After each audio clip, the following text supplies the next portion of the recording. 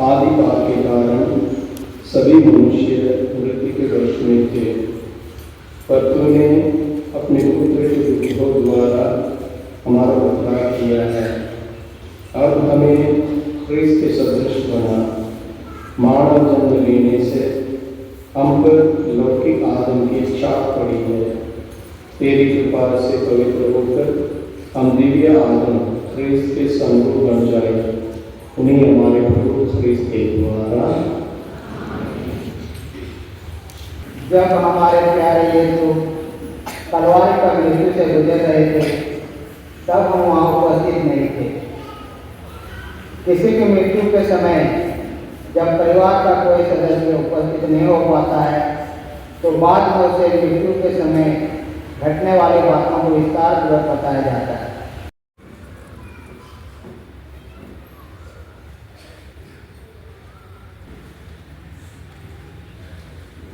नबी ईसायास के ग्रंथ से आज का पहला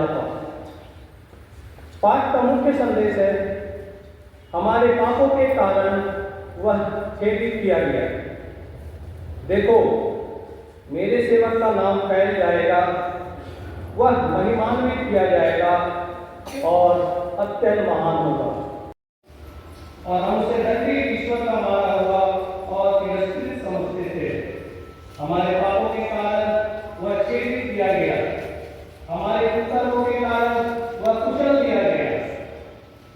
जो दर्द और भोगता था, उसके द्वारा हमें शांति मिली है, और उसके भावों द्वारा हम भले चंगे हो गए हैं। हम सब अपना अपना रास्ता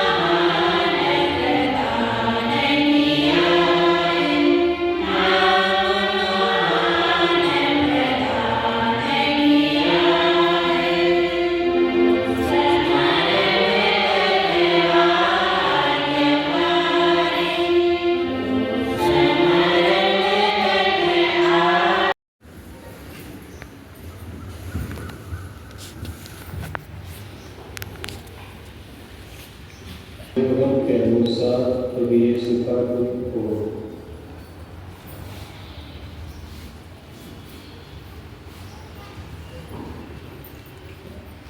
मालूम थी, क्योंकि यीशु अक्सर अपने शिष्यों के साथ वहां गए थे।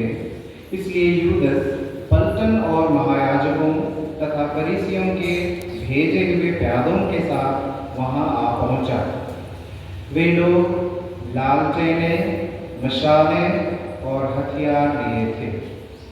यीशु यह जानकर कि मुझ पर क्या क्या बीतेगी, आगे बढ़े और उनसे बोले, किसे ढूंढते हो?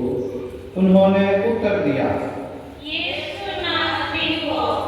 यीशु ने उनसे कहा, मैं ही हूँ। वहां उनका विश्वासघाती यूदस भी उन लोगों के साथ खड़ा था। जब यीशु ने उनसे कहा, मैं ही हूँ, तो वे पीछे हटकर भूमि पर गिर पड़े। यीशु ने उनसे फिर पूछा, किसे ढूंढते हो? वे बोले, इस पर यीशु ने कहा, मैं तुम लोगों से कह चुका हूँ कि मैं ही हूँ। यदि तुम मुझे ढूंढते हो तो इन्हें जाने दो। यह इसलिए हुआ कि उनका यह कथन पूरा हो जाए, तूने जिन्हें मुझे सौंपा है, मैंने उनमें से एक का भी सर्वनाश नहीं होने दिया। उस समय सीमोन पेतरुस ने अपनी तलवार खींच ली और प्रधान याजक के नौकर पर चलाकर उसका दाहिना कान उड़ा दिया। उस नौकर का नाम मलकुस था। यीशु ने पेतरुस से कहा, तलवार ध्यान में करो, जो प्यारा पिता ने मुझे दिया है, क्या मैं उसे नहीं पीऊं? तब पलटन, कप्तान और यहूदियों के प्यादों ने यीशु को पकड़कर बांध लिया। वे उन्हें पहले अन्नस के यहाँ ले गए, क्योंकि वह उस वर्ष के प्रधान याजक कैफस का ससुर था। यह वही कैफस था जिसने यहूदियों को यह परामर्श दिया था, अच्छा यही है कि राष्ट्र के लिए एक ही मनुष्य मरे। सीमोन पेतरुस और एक दूसरा शिष्य यीशु के पीछे पीछे चले। यह शिष्य प्रधान याजक का परिचित था और यीशु के साथ प्रधान याजक के प्रांगण में चला गया, किंतु पेतरुस फाटक के पास बाहर खड़ा रहा। इसलिए वह दूसरा शिष्य जो प्रधान याजक का परिचित था फिर बाहर गया और द्वारपाली से कहकर पेतरुस को भीतर ले आया। द्वारपाली ने पेतरुस से कहा, तुम भी तो उस मनुष्य के शिष्य नहीं हो? उसने उत्तर दिया, नहीं हो। जाड़े के कारण नौकर और प्यादे आग सुलगाकर ताप रहे थे। पेतरुस भी उनके साथ आग तापने लगा। प्रधान याजक ने यीशु से उनके शिष्यों और उनकी शिक्षा के विषय में पूछा। यीशु ने उत्तर दिया, मैं संसार के सामने प्रकट रूप से बोला हूँ। मैंने सदा सभागृह और मंदिर में, जहाँ सब यहूदी एकत्र हुआ करते हैं, शिक्षा दी है। मैंने गुप्त रूप से कुछ नहीं कहा। यह आप मुझसे क्यों पूछते हो? उनसे पूछ लीजिए जिन्होंने मेरी शिक्षा सुनी है। वे जानते हैं कि मैंने क्या कहा है। इस पर पास खड़े प्यादों में से एक ने यीशु को थप्पड़ मारकर कहा, तुम प्रधान याजक को इस तरह जवाब देते हो? यीशु ने उससे कहा, यदि मैंने गलत कहा तो गलती बता दो, और यदि ठीक कहा तो मुझे क्यों मारते हो? इसके बाद अन्नस ने बांधे हुए यीशु को प्रधान याजक कैफस के पास भेज दिया। सीमोन पेतरुस उस समय आग ताप रहा था। कुछ लोगों ने उससे कहा, नहीं, तुम भी तो उसके शिष्य नहीं हो? उसने अस्वीकार करते हुए कहा, नहीं हो। प्रधान याजक का एक नौकर उस व्यक्ति का संबंधी था जिसका कान पेतरुस ने उड़ा दिया था। उसने कहा, क्या मैंने तुमको उसके साथ बारी में नहीं देखा था? पेतरुस ने फिर अस्वीकार किया और उसी क्षण मुर्गे ने बांध दी। तब वे यीशु को कैफस के यहाँ से राज्यपाल के भवन ले गए। अब भोर हो गया था। उन्होंने इसलिए भवन में प्रवेश नहीं किया कि वे अशुद्ध ना हो जाएं, बल्कि पास्का का मेमना खा सकें। पिलातुस बाहर आकर उनसे मिला और बोला, आप लोग इस मनुष्य पर कौन सा अभियोग लगाते हैं? उन्होंने उत्तर दिया, यदि यह कुकर्मी नहीं होता तो हमने इसे आपके हवाले नहीं किया होता। पिलातुस ने उनसे कहा, आप लोग इसे ले जाइए और अपनी संहिता के अनुसार इसका न्याय कीजिए। यहूदियों ने उत्तर दिया, हमें किसी को प्राणदंड देने का अधिकार नहीं है। यह इसलिए हुआ कि यीशु का वह कथन पूरा हो जाए जिसके द्वारा उन्होंने संकेत किया था कि उनकी मृत्यु किस प्रकार की होगी। जब पिलातुस ने भवन में वापस जाकर यीशु को बुला भेजा और उनसे कहा, क्या तुम यहूदियों के राजा हो? यीशु ने उत्तर दिया, क्या आप यह अपने मुँह से करते हैं या दूसरों ने आपसे मेरे विषय में यह कहा है? पिलातुस ने कहा, क्या मैं यहूदी हूँ? तुम्हारे ही लोगों ने और महायाजकों ने तुम्हें मेरे हवाले कर दिया है। तुमने क्या किया है? यीशु ने उत्तर दिया, मेरा राज्य इस संसार का नहीं है। यदि मेरा राज्य इस संसार का होता तो मेरे अनुयायी रहते और मैं यहूदियों के हवाले नहीं किया जाता, परंतु मेरा राज्य यहाँ का नहीं है। इस पर पिलातुस ने उनसे कहा, तो तुम राजा हो? यीशु ने उत्तर दिया, आप ठीक कहते हैं, मैं राजा हूँ। मैं इसलिए जन्मा और इसलिए संसार में आया हूँ कि सत्य के विषय में साक्षी हूँ। जो सत्य के पक्ष में है वह मेरी सुनता है। पिलातुस ने उनसे कहा, सत्य क्या है? वह यह कहकर फिर बाहर गया और यहूदियों के पास आकर उसने उनसे कहा, मैं तो उसमें कोई भी दोष नहीं पाता हूँ, लेकिन तुम्हारे लिए पास्का के अवसर पर एक बंदी को रिहा करने की प्रथा है। क्या तुम लोग चाहते हो कि मैं तुम्हारे लिए यहूदियों के राजा को रिहा कर दूं? इस पर वे फिर चिल्लाने लगे, इसे नहीं, बराबर को। बराबस तो डाकू था। तब पिलातुस ने यीशु को ले जाकर कोड़े लगाने का आदेश दिया। सैनिकों ने कांटों का मुकुट गूंथ कर उनके सिर पर रख दिया और उन्हें बैंगनी कपड़ा पहनाया। फिर वे उनके पास आकर कहने लगे, यहूदियों के राजा प्रणाम। और वे उन्हें थप्पड़ मारते जाते थे। पिलातुस ने फिर बाहर जाकर लोगों से कहा, देखो, मैं उसे तुम लोगों के सामने बाहर ले आता हूँ, जिससे तुम यह जान लो कि मैं उसमें कोई भी दोष नहीं पाता हूँ। तब यीशु कांटों का मुकुट और बैंगनी कपड़ा पहने बाहर आए। पिलातुस ने लोगों से कहा, यही है वह मनुष्य। महायाजक और प्यादे उन्हें देखते ही चिल्ला उठे, इसे क्रूस दीजिए, इसे क्रूस दीजिए। पिलातुस ने उनसे कहा, तुम ही इसे ले जाओ और क्रूस पर चढ़ाओ। मैं तो इसमें कोई भी दोष नहीं पाता। यहूदियों ने उत्तर दिया, हमारी एक संहिता है और उस संहिता के अनुसार यह प्राणदंड के योग्य है, क्योंकि इसने ईश्वर का पुत्र होने का दावा किया है। पिलातुस यह सुनकर डर गया। उसने फिर भवन के अंदर जाकर यीशु से पूछा, तुम कहाँ के हो? किंतु यीशु ने उसे कोई उत्तर नहीं दिया। इस पर पिलातुस ने उनसे कहा, तुम मुझसे क्यों नहीं बोलते? क्या तुम नहीं जानते कि मुझे तुमको रिहा कर देने का भी अधिकार है और तुमको क्रूस पर चढ़ाने का भी? यीशु ने उत्तर दिया, यदि आपको ऊपर से अधिकार नहीं दिया होता तो आपका मुझ पर कोई अधिकार नहीं होता। इसलिए जिसने मुझे आपके हवाले कर दिया है वह अधिक दोषी है। उस समय से पिलातुस यीशु को मुक्त करने का उपाय ढूंढने लगा, परंतु यहूदी चिल्लाकर कहने लगे, यदि आप इसे रिहा करते हैं तो आप कैसर के हितैषी नहीं हैं। जो अपने को राजा करता है वह कैसर का विरोध करता है। यह को बाहर ले आने का आदेश दिया। में उसका नाम गोलगोथा था। वहां उन्होंने यीशु को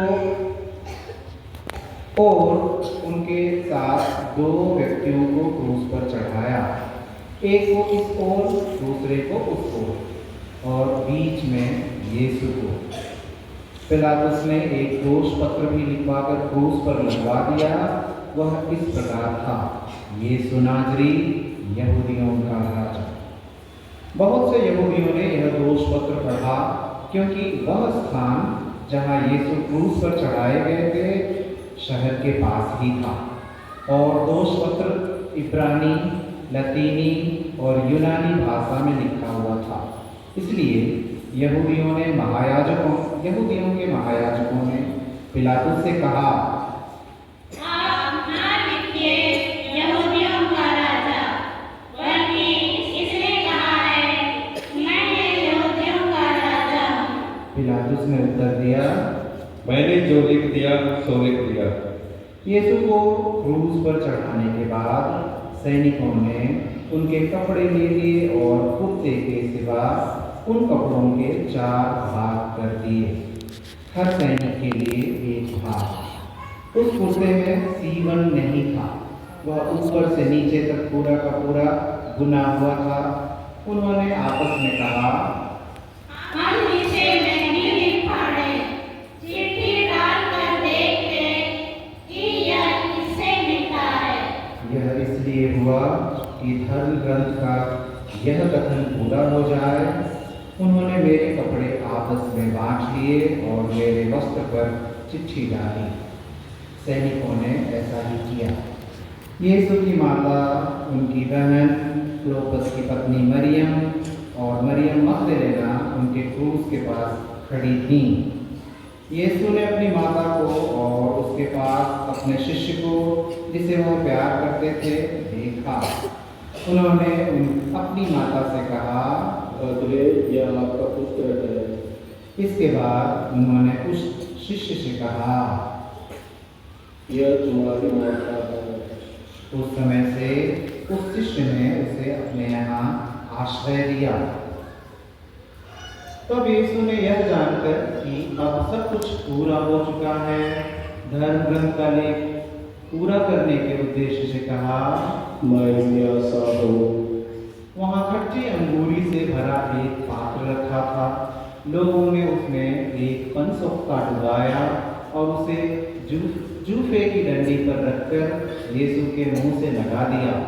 यीशु ने खट्टी अंगूरी चखकर कहा, सब पूरा हो चुका है, और सिर झुकाकर प्राण त्याग दिए।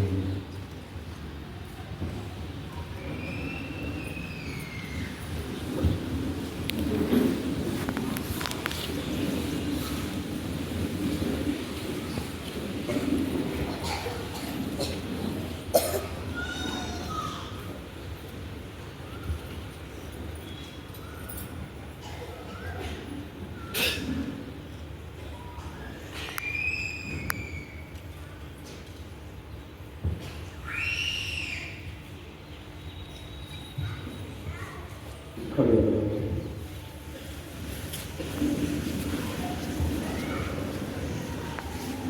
वह तैयारी का दिन था। यहूदी यह नहीं चाहते थे कि शव विश्राम के दिन क्रूस पर रह जाएं, क्योंकि उस विश्राम के दिन बड़ा त्योहार पड़ता था।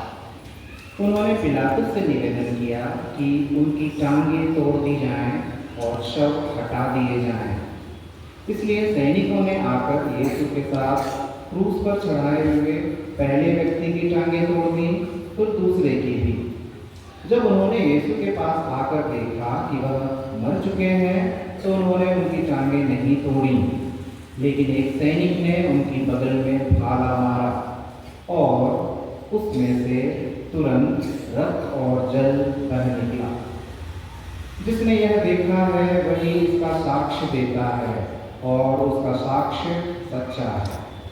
वह जानता है कि मैं सच बोलता हूँ, जिससे आप लोग भी विश्वास करें। यह इसलिए हुआ कि धर्म ग्रंथ का यह कथन पूरा हो जाए, उसकी एक भी हड्डी नहीं तोड़ी जाएंगी।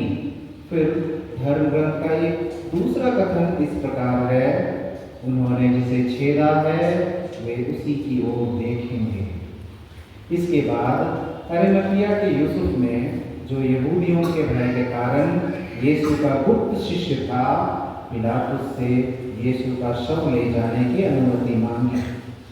पिलातुस ने अनुमति दे दी, इसलिए यूसुफ आकर यीशु का शव ले गया। निकोदेमुस भी पहुंचा, जो पहले रात को यीशु से मिलने आया था। वह लगभग 50 सेर का दंधरस और अदरू का सम्मिश्रण लाया। उन्होंने यीशु का शव लिया और यहूदियों की दफन की प्रथा के अनुसार उसको सुगंधित द्रव्यों के साथ छालती की पत्तियों में लपेटा।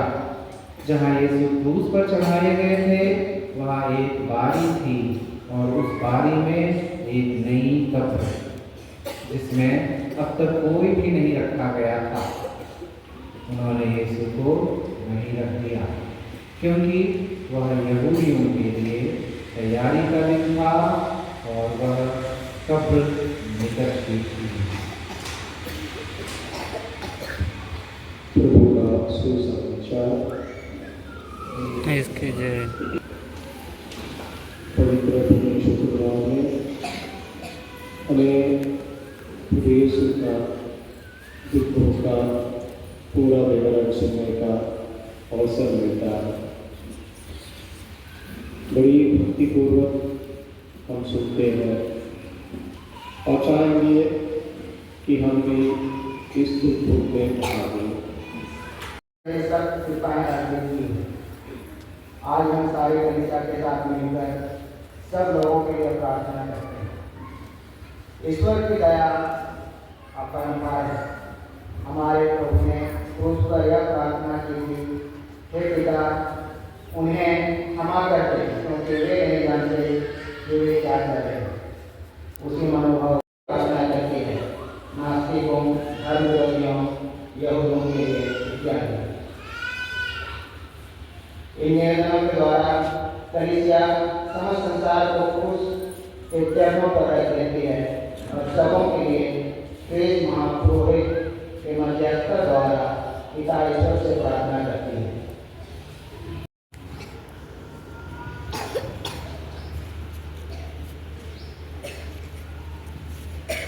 क्रूस के काट को देखो, जिस पर संसार के मुक्तिदाता टंगे थे। आइए हम उसकी आराधना करें।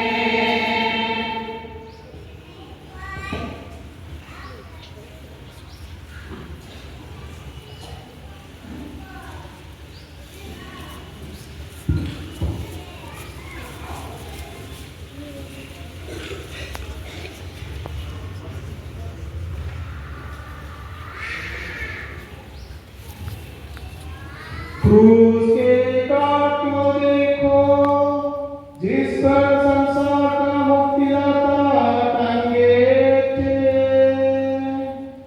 आइए हम उसकी आराधना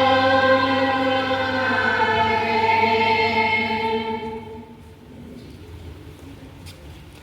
अभी क्रूस का उपासना होगा, 2 दिन में आएंगे।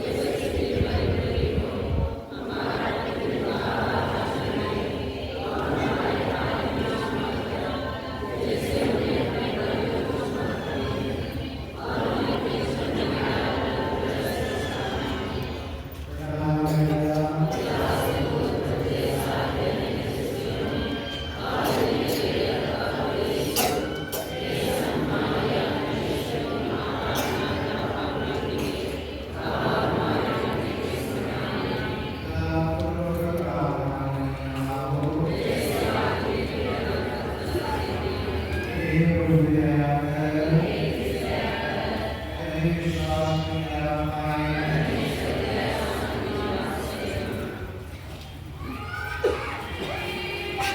पीछे दो चेले योसेफ और निकोदेस यीशु को क्रूस पर से उतारते हैं।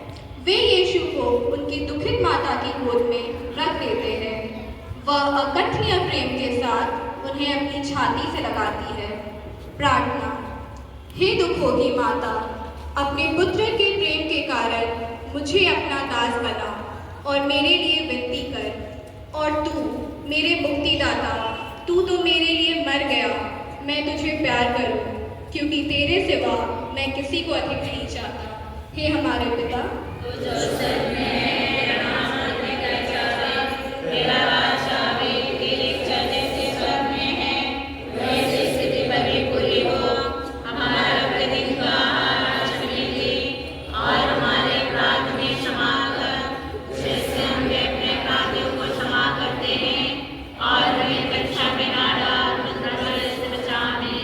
प्रणाम मरिया,